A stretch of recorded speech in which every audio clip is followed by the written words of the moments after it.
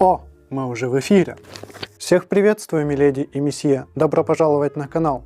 Сегодня мы будем делать макияж трупа. То есть этот макияж мне показался довольно готичным. А друзья назвали его макияжем трупа. Поэтому я решил его сделать в прошлом видео. А также решил снять это видео-туториал, скажем так, как я его делал.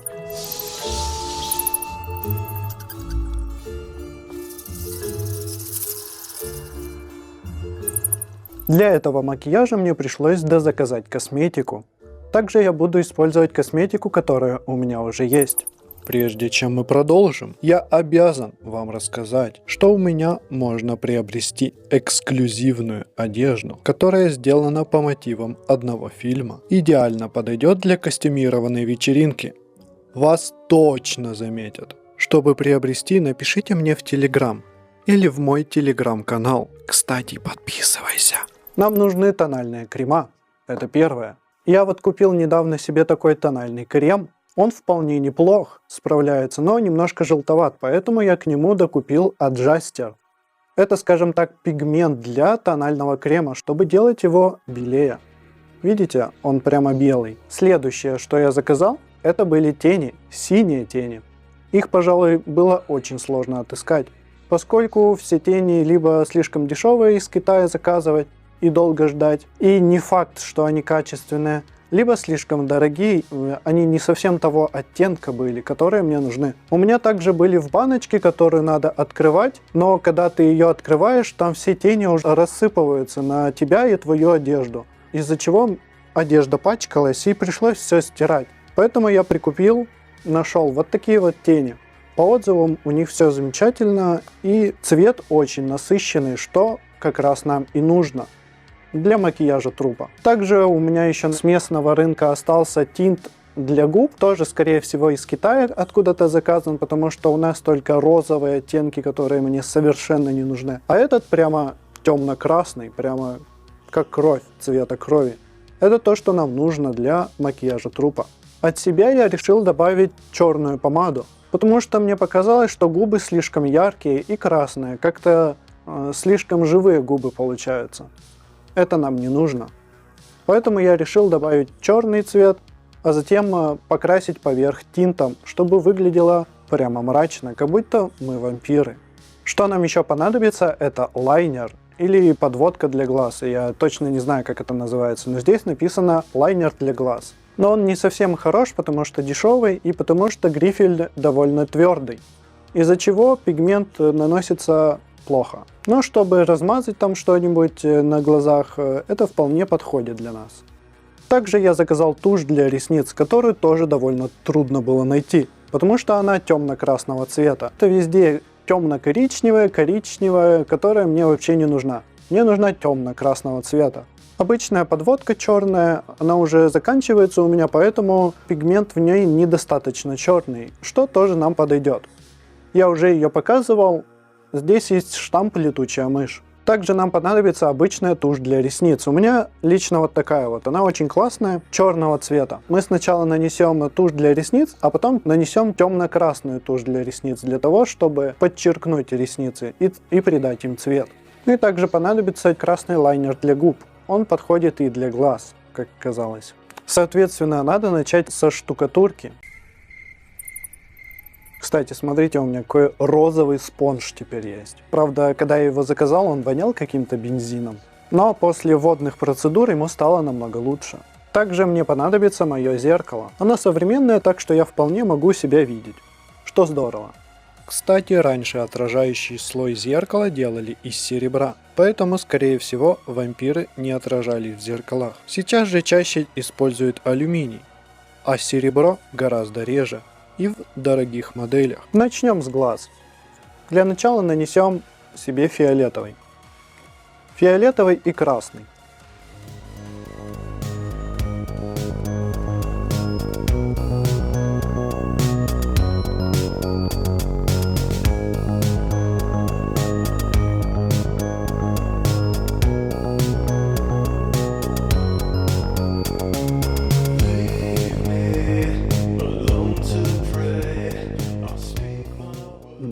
Как-то очень тяжело, если перед тобой нет большого зеркала. Приходится зеркало держать в левой руке. Пока что какой-то макияж трупа с Алиэкспресса. Но ничего, сейчас мы будем все это приводить в норму. Это видео можно еще назвать «Пытаюсь повторить свой прошлый макияж», но уже перед камерой. Так, здесь нам понадобятся еще вот такие вот кисти, чтобы наносить тени и так далее. Наносить тени мы будем вот такой вот кисточкой.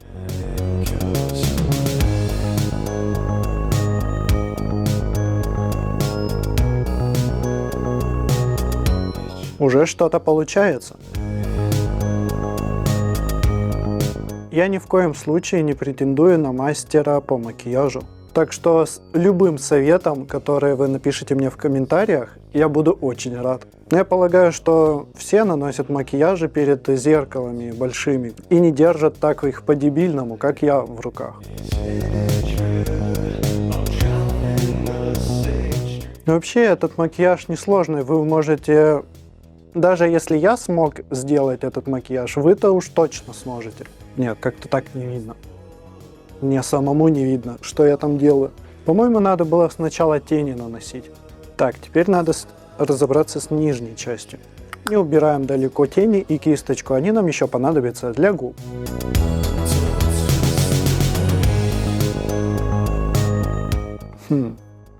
Чуть левая сторона не очень хорошо получается. Надо немножко стереть. С глазами мы почти закончили. Осталось нам подвести вот эти вот все линии. Внизу сделать обводку полноценную. Также накрасить ресницы в черный сначала, а потом в темно-красный.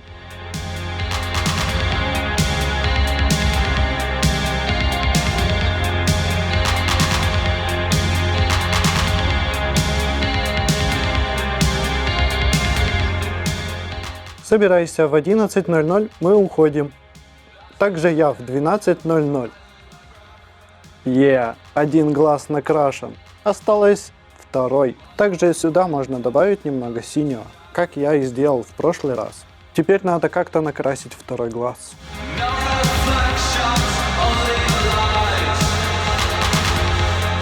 Ну я пытаюсь. Левый глаз дается мне тяжелее, чем правый. Я не знаю почему. Как-то вообще неудобно. Возвращаемся к нашим синим теням. Сейчас нам нужно нанести... Ой, моя нога! Моя нога вроде бы отошла. Мы возвращаемся к синим теням. Теперь нам надо нанести немножко синих теней возле стрелок. Рядом со стрелками. Но это надо сделать совсем чуть-чуть.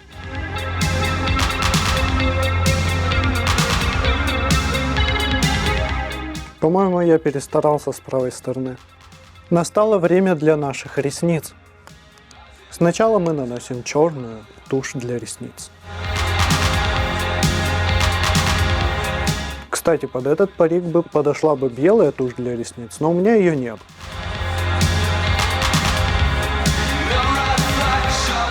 Настало время для красной туши для ресниц. Темно-красной. Хотя тут кисточка такая сомнительная, маленькая. Может, это не тушь для ресниц, но написано, что тушь для ресниц.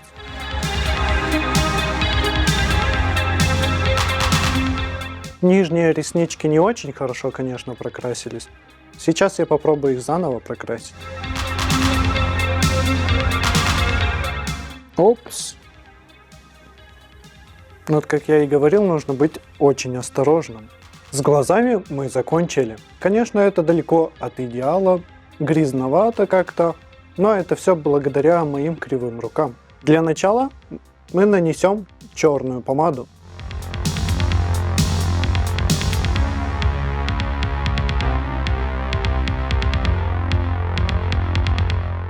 Она, если честно, у меня немножко растаяла, как будто. И какая-то слишком жидкая, хотя должна быть густая.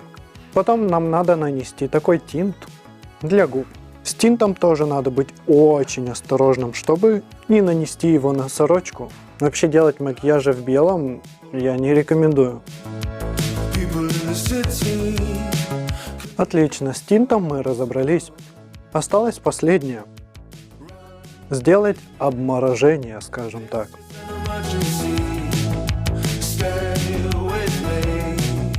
придется нанести в несколько слоев, чтобы цвет был более насыщенным.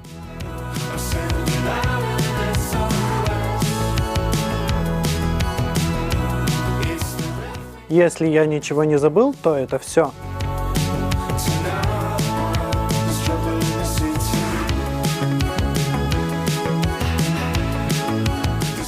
Вот итоги этого макияжа. Надеюсь, вам понравилось. И вы поставили уже палец вверх, подписались на мой канал, а также написали комментарий. А еще вы можете мне что-нибудь посоветовать, с помощью чего я могу улучшить свои макияжи. Благодарю всех за просмотр. Еще увидимся. Пока!